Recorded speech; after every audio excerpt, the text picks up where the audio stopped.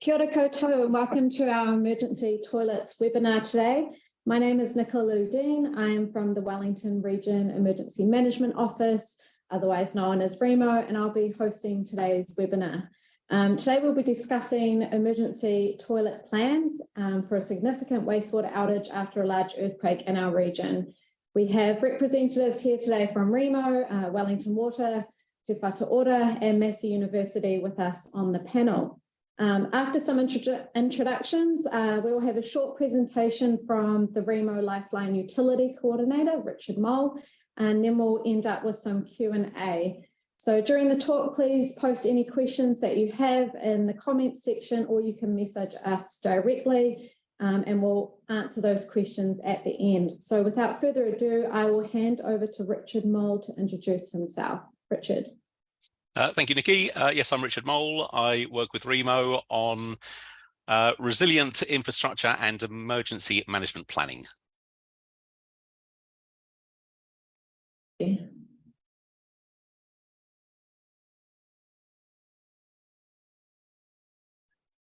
can just give us a little bit about yourself, Jill. Kia ora koutou. When I find the unmute button, I can. So my name's Jill McKenzie. I'm one of the medical officers of health. I work in the Wellington Region Public Health Service, part of the National Public Health Service to Whatu Ora. What a mouthful. But anyway, our role is really to support other agencies in planning and response to emergency events and to try and minimise potential impacts to health. Kia ora. Kia ora. Awesome. Thank you, Jill. Handing over to Steve Hutchison. Hi there, Steve Hutchison. My role with Wellington Water is Chief Advisor for Wastewater. So I'm an engineer by profession, been working in the wastewater around Wellington since the late 1990s, quite a while. And I guess in that time I've done quite a lot of looking at what might happen to our normal networks and treatment plants in the event of a major earthquake. Awesome. Thank you so much for being with us today, Steve. I'm handing over to Matt Brennan. Kia ora everyone, my name's Matt. I'm the co-developer of the 2-bucket compost toilet system. Worked quite a bit in Christchurch and learned a lot from the experience down there, and worked for a number of years with REMO and through Massey to develop the concept of the 2-bucket toilet system to where it is now. Also got a bit of experience working across the Pacific in disaster recovery and response. So that's me. Thank you. Cool. Thank you for being with us today, Matt. And last but not least, we have Carol. Kia ora koutou. I'm Carol Stewart, and based on the Wellington campus of Massey University, where I do teaching and research in disaster environmental health, including emergency sanitation. Awesome. Thank you so much for being with us today, Carol. So I'm going to hand over now to Richard, who's going to kick us off with a presentation around emergency toilets. Richard, over to you. Thank you very much. Okay. Nikki, I trust you're seeing this screen okay? Sweet. Yes. Good, lovely. Okay, right. So first of all, to acknowledge our project partners through this, through the project that we did on emergency toilets. You've heard from some of them already. Joint Centre for Disaster Research, which is at Massey University, funded by QuakeCore, did some of the theoretical foundation for the project. Wellington Water, Steve introduced himself, Whatu Ora, Jill and team on public health aspects, and also acknowledging all of the councils of the region, and also Ngāti Toa, who kindly provided their inputs and perspectives on the project. So our wastewater network. Wastewater is generated from our homes, yes, from the toilets, but from the sinks, the showers, etc. Also from business and trade waste and other facilities in the region. The water flows in a wastewater network by gravity. It falls down through the system, through pipes of varying sizes. This is quite a big pipe, but the network is made up of pipes. From those pipes, the wastewater goes through pumping stations to treatment plants and then in turn to the coast, coastal discharge. Now, depending on where you live, your waste will go to different treatment plants. And you can see in the diagram on the right there, the 4 plants that are around the region. One at Tahi Bay, one at Gracefield, one at Moa Points just near the airport, Wellington Airport, and the smallest serves the Karori area. Now, you can see from the numbers on the left that more than 2,300 kilometres of pipes in these 4 networks combined. That's a lot of pipe. And business as usual, in a normal day, 165 million litres of wastewater goes through these plants each day. That's a lot of wastewater. Now, as I say, these networks depend on gravity, and that's part of the reason why these networks are particularly susceptible to earthquake damage. Here's 4 photos from Christchurch 2011. Clearly, a lot of liquefaction and liquefaction damage to the wastewater networks there. In Wellington, we have the additional feature of more hilly terrain in places, so our networks may also be impacted by landslides. So we know that our networks are vulnerable to earthquakes particularly. And here's some great work that GNS did on outage times for the wastewater collection and treatment services. This modelling was done very specifically for a rupture of the Wellington fault, which brings these outages on the network, but other earthquakes, some of the other earthquake scenarios would produce outages which are not dissimilar to this. So while this is kind of a worst case, other earthquakes would produce pretty similar outages. So we see from the left diagram that the best case scenario in the region, Upper Hutt and a bit of Lower Hutt, you wouldn't be able to flush your toilet. Well, you could flush your toilet, the waste just wouldn't go anywhere for more than a month, 1 month, 3 months. Western Wellington, 3 months to 6 months. Southeast Wellington, 1 to 2 years, and Petone, more than 2 years. These are clearly significant prolonged outages, which is why we need a plan for what we do while these networks are not viable. Now, the diagram on the right shows how long the treatment services would be out for as modelled. And you can see, for example, for the Hutt Valley, that's more than 2 years. Best case scenario up to Otaki, and the reason it's best case scenario Otaki is because it's further from the Wellington fault than that very specific scenario, 3 to 6 months. So that's prolonged times when the treatment is not working. And that has an impact on some of the choices that we have available for, or options that we have available for emergency toilets. Now, if you want to learn more about the project and some of the options, absolutely feel free to have a look at this paper that's in the Australian Journal of Emergency Management. I understand that Remo will be putting a link to this paper in the chat underneath this or at the end of this webinar. Now, the options that we considered. Those are the options, and I'll go through some of them in a bit of detail in a moment. But the 2 options that were discounted pretty early were the chemical toilet and the community portaloo. That was for a variety of reasons, but included for both of those options what you do with the waste. And as we saw from an earlier slide, the treatment plants will not be working for a prolonged period. Both of these options, chemical toilets and portaloo, require that you put the waste in, drip feed it basically into the treatment plants. And as the treatment plants aren't working, we've got nothing to do with the waste. Therefore, these options become basically not viable. There are various other challenges with those options, which we can deal with if there's any questions on them. But that's why we discounted those two options. Now, looking at the options that we did see as viable.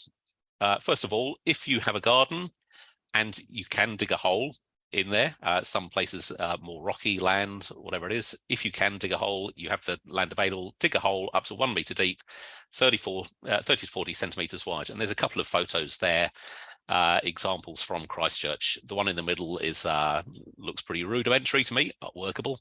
The one on the right is, well, that's the upscaled nice version.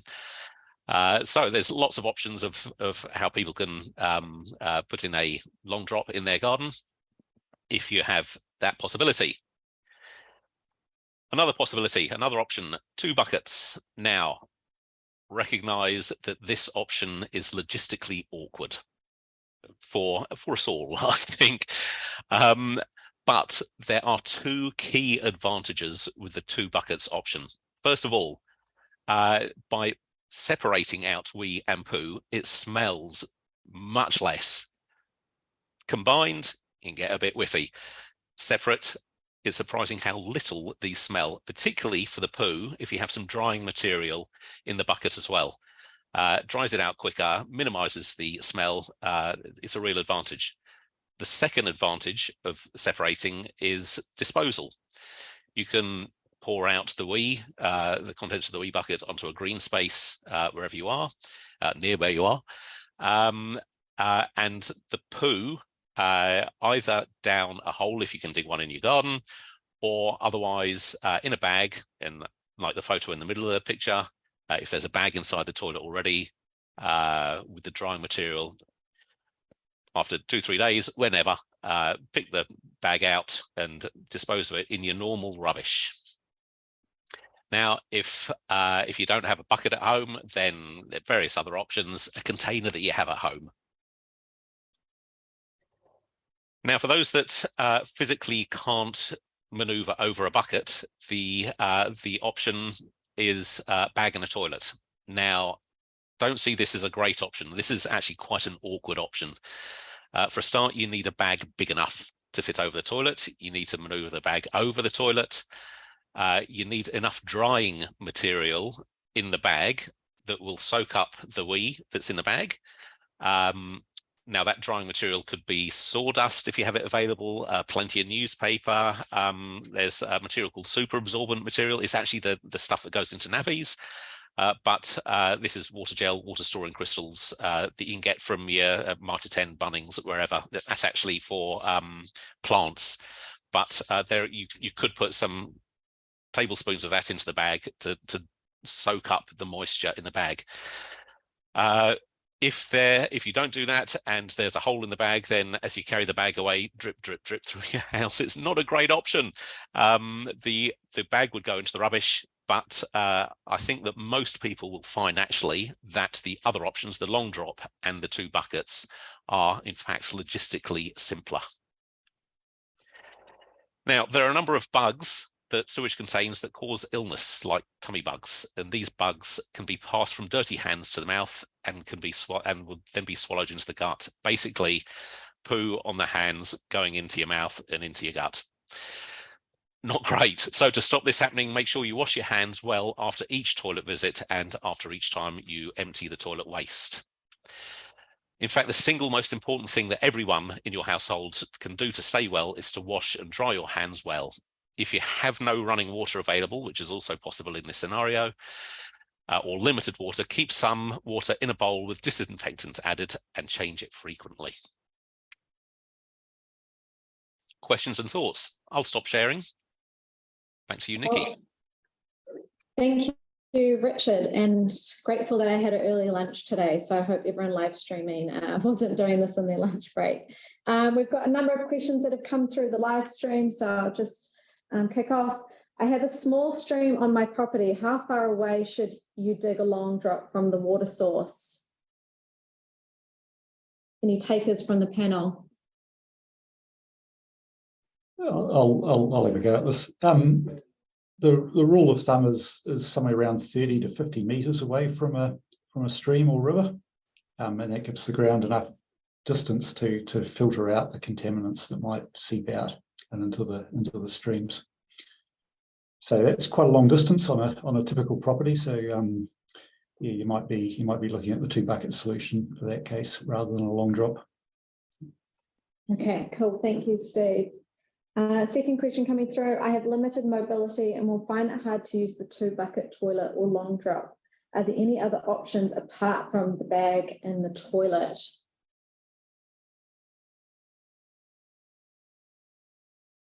So Richard, maybe. Simple answer is not really no. Sorry. Are there other options that you could imagine if you can adapt some chair at home or something like that? But ultimately, your best option probably there is the bag in the toilet. Limited options. Sorry. Thank you. And we want to discourage the portaloos, obviously, because of windy Wellington, road access, things like that. There's a number of issues, and now we're fully aware that in Christchurch, portaloos were used in some cases. There's a number of issues with portaloos, apart from the fact that in the Wellington region, when the treatment plants are not the wastewater treatment plants are not working, it just isn't a viable option to dispose of the waste. But also the portaloos, a number of issues, including, yes, windy Wellington, not great.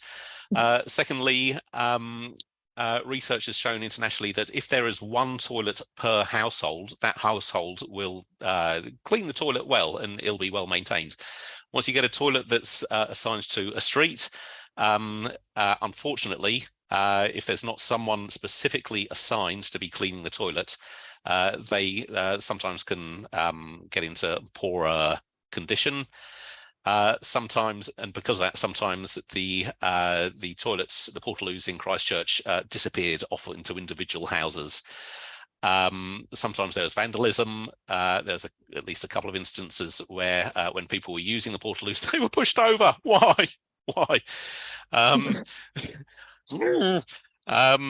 But so there's some issues around portaloos. The chemical toilets, again, what do you do with the waste out of the chemical toilet?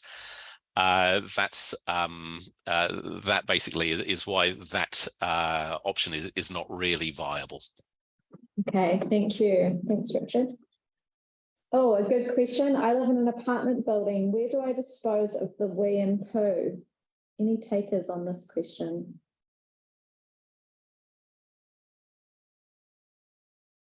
I'm happy to.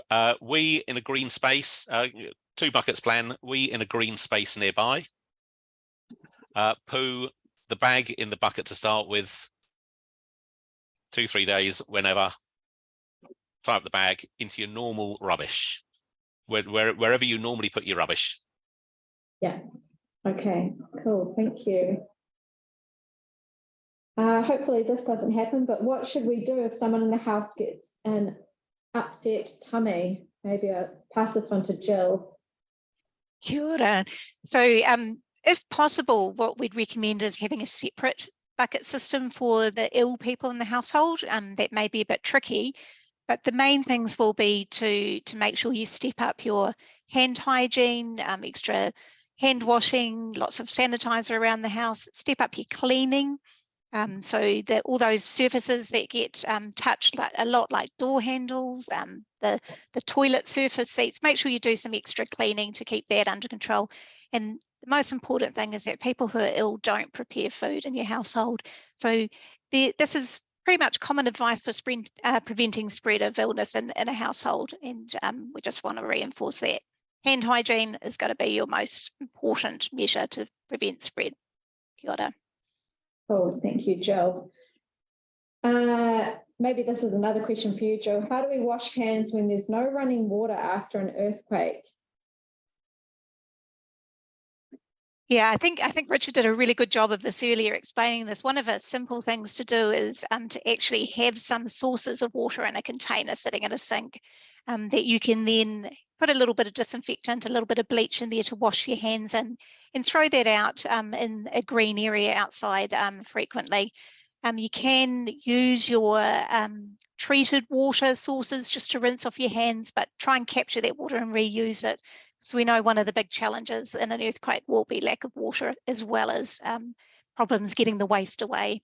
if we can avoid putting water down the sink when we've got broken pipes, that would be ideal as well. Hence, capturing it and taking it outside to a green area if possible. Yeah, cool.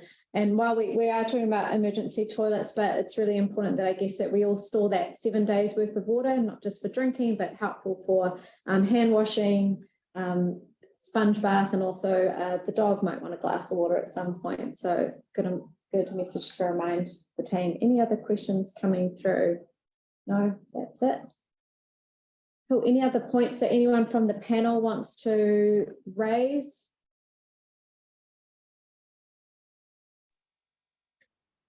I've just got one going back to the question about the reduced mobility and using the 2-bucket toilet system. Yeah.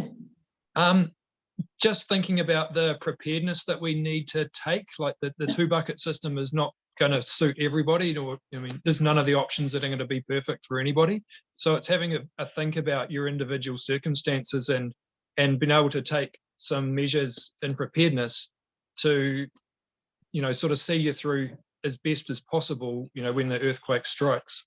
So maybe instead of having you sort of utilize the 2-bucket system, but maybe there's a way of putting them into a piece of plywood or something to make them a bit more sturdy, or a handrail on the wall or something like that, that would just make it better for your individual circumstances. Yeah, definitely agree with that. Our team are out and about in the community all the time, running workshops and doing earthquake response practices at your local community emergency hub. So that might be something, if you're interested, jump on, join one of those. We talk about what everyone should be doing at home, in their street, in their community, that'll help just build and lift the whole resilience of our region. So yeah, agree. It's all about tailoring a plan that meets your whānau and your needs. So thanks for that, Matt. Any other gems? Carol? Yeah, so Richard did a great job of explaining some of the downsides of portaloos. Probably a couple of other things to mention as well. So portaloos rely completely on having road access to deliver them and to service them and that sort of thing. And road access wasn't too much of a problem in Christchurch, but it will be in Wellington, because we expect that the hill suburbs will be affected badly by landslides. The other thing is that portaloos, particularly if it happened in winter, I mean, who really wants to go out to a portaloo on the street in the middle of the night? It's a lot better to have an option inside your house. Yes, agree. I don't want to be creeping out onto the street in a cold southerly, especially in Lyell Bay. Cool. No more questions that have come. One more, sorry. Oh no, what if I have animals tipping it outside? Could make them sick. Right, so what if you're disposing of your 2-bucket toilet system out on your lawn, and then you might have a rambunctious staffy like myself who goes out exploring and then gets sick and has a domino effect on the house? Jill, maybe a question for you. As a dog owner, I might be able to answer that. Yeah, I guess it's about trying to find a space where you're depositing your waste that you can keep the dog away from it. I know it's a tricky thing, as I said, being a dog owner myself who might end up in that situation. But if there's some way you can separate the area where you are needing to bury the waste or have put the long drop, that's going to be your best option. And I think the other thought around that is that maybe that's where the 2-bucket solution becomes easy, because you're digging smaller holes rather than leaving a larger hole, and having a system to cover up the hole afterwards is going to help as well. So I think this is where I see that value of the discussion amongst the community, who come up with really clever ideas about how to manage this. It's a real strength of that community approach to the situation that we might find ourselves in. Yeah, absolutely. A question from Lockie. The compost toilet trial and report was created in about 2012. Are there any additional learnings that have come from that report? Maybe this is a question for Matt.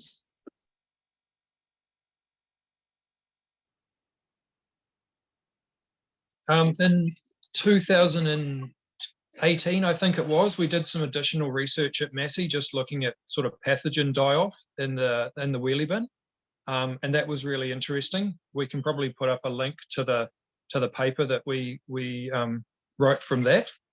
The original trial, I think, was about the usability of the two bucket system and just how people found it, how it worked for different people in the community, whether it was children, the elderly, in businesses, or the like. So that was the purpose of that trial. Yeah, but it continues on. There's lots of I'm sure there's been lots of discussions within Remo and the community connections that they have about, you know, where this works for people and where it doesn't.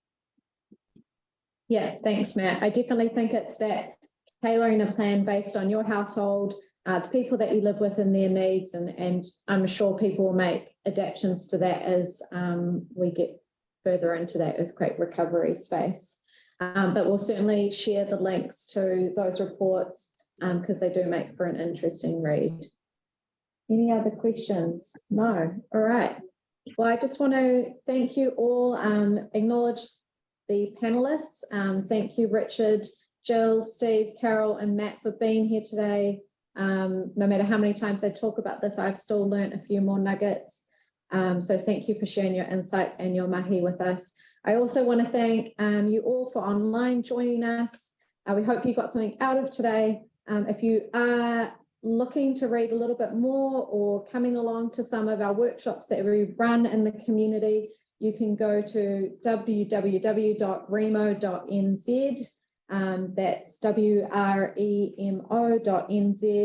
If you want to read specifically about emergency toilets, it's remo.nz/poop.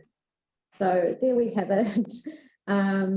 We're also running a number of competitions throughout the month of May. You might have seen our mascot Penelope out and about across the region. So you can also jump on our Facebook page and look at how you may enter to win a 2-bucket toilet kit. So thank you, everybody. I hope you have a lovely rest of your day. See ya.